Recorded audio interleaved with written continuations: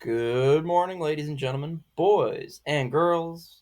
This is 10th grade world history. My name is Mr. Schmidt, so let's get going. Journal for today: Challenges of fighting on multiple fronts. What challenges do nations face when fighting on multiple fronts? Or a different question would be invading Russia. So think back to anything we've talked about in this class, previous classes, when talking about multiple fronts. If you got nothing else, you can talk about when time you fought something on multiple fronts. So think about, let's say you had two classes and you had a test on the same day. Which class did you study more for? Which class did you not think about? How did you deal with fighting something on multiple fronts? Challenging geographic of Russia. Russia is vast. If you look at that map right there, that's all Russia. Okay? Harsh climates. It's very cold. It's very cold in Russia. Okay, I don't know if you've ever seen anybody from Russia. Overcoats, the hats, the whole nine. Difficult terrain. They've got mountains. It's very vast, very cold. So it's been a very historically, it's been a very formidable obstacle. All right, invaders struggle with extended supply lines, so long trying to get your supplies from where you're from all the way through Russia because it's so wide. You have to get it all the way through there, and limited infrastructure. Very little trains, very little cities. If they have a city, there's large swaths of area in between cities, and you have to get your stuff and your people all the way through that. Does that make sense? Why it's so hard? Okay, so let's talk about a little prehistory. All right, you're thinking Napoleon's invasion. I thought we were talking about World War II. We are, all right, but we want to look back to spring forward. Napoleon's invasion of Russia, 1812. Okay, 600,000 French troops advanced into Russia. 40,000 returned. Okay, why? Because it's really cold, limited supply lines. Okay, Russia's ability to use geography and strategic retreats weakened the invading force.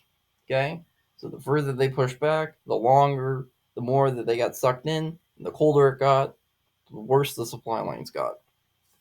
That's how Russia beats you, man. They use their size and they use their harsh climate to wear you down. All right,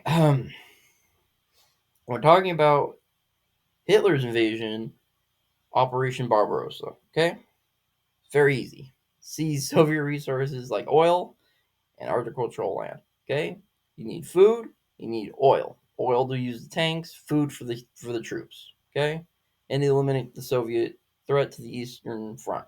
Because if you guys remember, the Soviets aren't in the war at this point. Yes, they partially invaded Poland. Yes, they partially invaded Finland, but they most likely haven't had a direct conflict with the Nazis yet.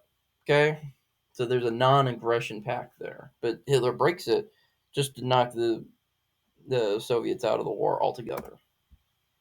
Okay, so Germany is already militarized. They're already a well-oiled machine. They've dominated everybody they've gone up against. They overran France. They've overran Norway. They've overran Poland. All right, they're running through people. So of course, their rapid militarization has given them a sense of invincibility, and they've mowed through Germany, or they've mowed through the Soviet Union. I state. But remember back to Napoleon, okay? Russia's ability to use its and strategic retreats, okay, to weaken an invading force. So it didn't matter that they beat them a couple times, okay? And Hitler almost underestimates the Soviet military strength and resolve. So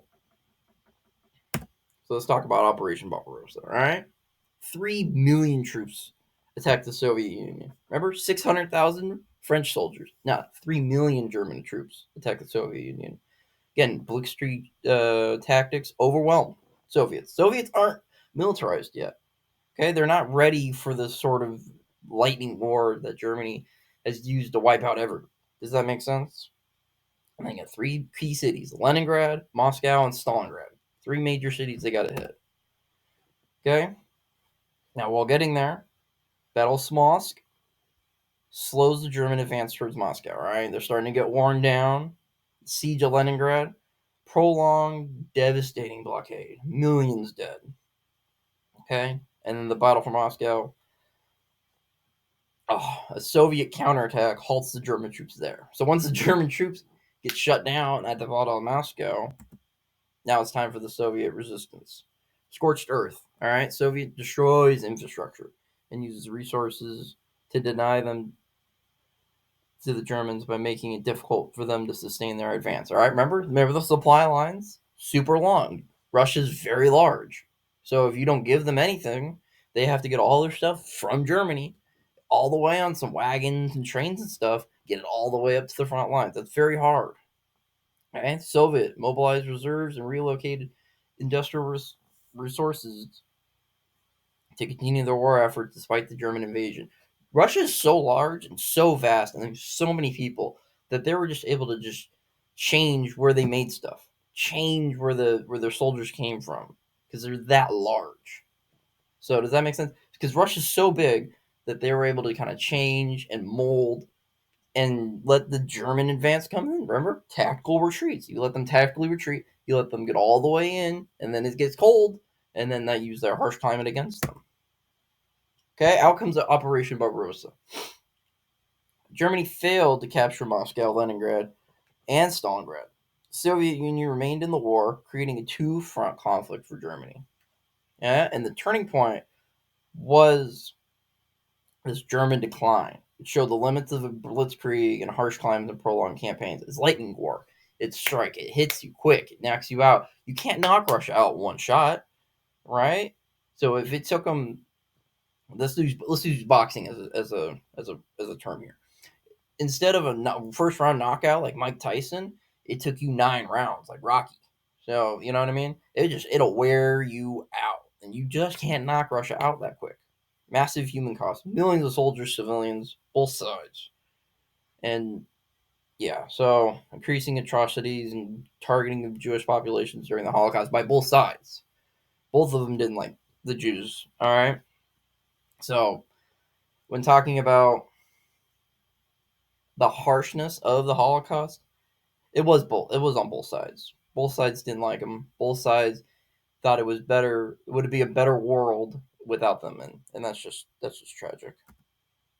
Okay, so now we have the Soviet counteroffensive. Okay, so they've pushed the Germans all the way back, and now they began the long road to Germany's defeat.